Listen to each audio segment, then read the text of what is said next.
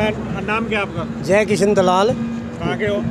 गांव मांडोठी, दलाल खाप 84 का सेक्रेटरी। कितने दिन से आ रहे हो आप यहाँ पे? यहाँ मैं लगभग 30 दिन आता हूँ। टिकरी बॉर्डर डेली जाता हूँ और वहाँ से हर बॉर्डर पर जाता हूँ।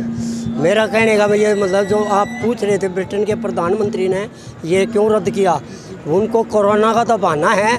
उनने ये देख लिया कि लाखों की तादाद में दिल्ली को घेरे हुए किसान हैं और उनकी संसद में भी ये सवाल उठा था कि जो है ना ये भारतीय मूल के जितने भी एमपी थे उनने ये दबाव डाला था जॉनसन पर कि जो है ना आपने इस हालत में नहीं जाना है। तो जॉनसन ने उस दबाव में आकर किसानों की सहानुभूति के लिए अपना रद्द किया है।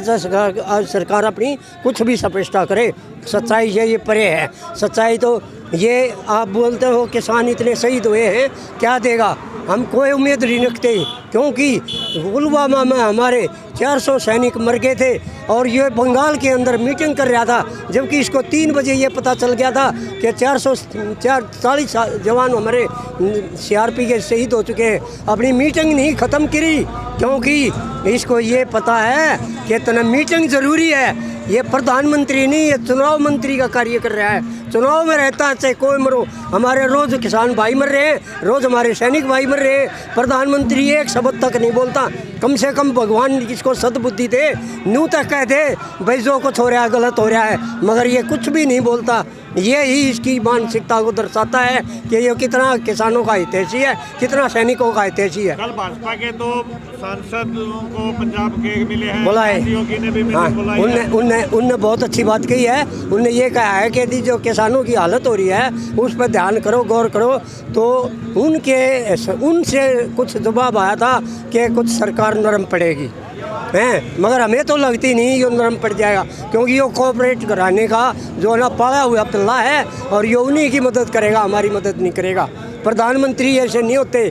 प्रधानमंत्री था लाल बहादुर शास्त्री, ये प्रधानमंत्री नहीं है। उन्हें जय किसान जय जवान स्वामीनाथन आयोग बैठाया, किसानों की हालत सुधारने के लिए उन्होंने बहुत अच्छे काम किए।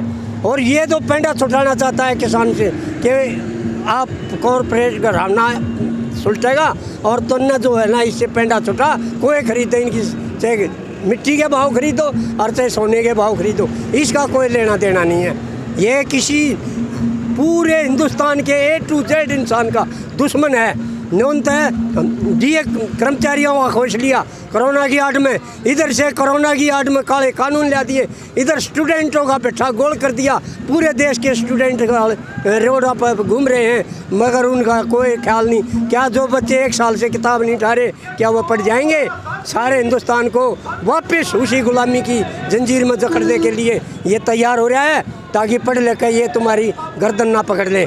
ये अपना पेंडा छुटाना चाहे है और समाज को फुद्दू बना के और समाज को बिल्कुल ही तंग करके और उसको ऐसा बना देगा कि एक बहुत ही कायर, उसमें ना आर्थिक शक्ति होगी और ना शारीरिक शक्ति होगी, वो बिल्कुल बदनाम हो जाएगा, बर्बाद हो जाएगा। ऐसी चाल चल रहा है प्रधानमंत्री। भगवान इसको सद्बुद्धि दे, हम तो ये कहें और जल्दी से जल्दी किसानों की बात माने।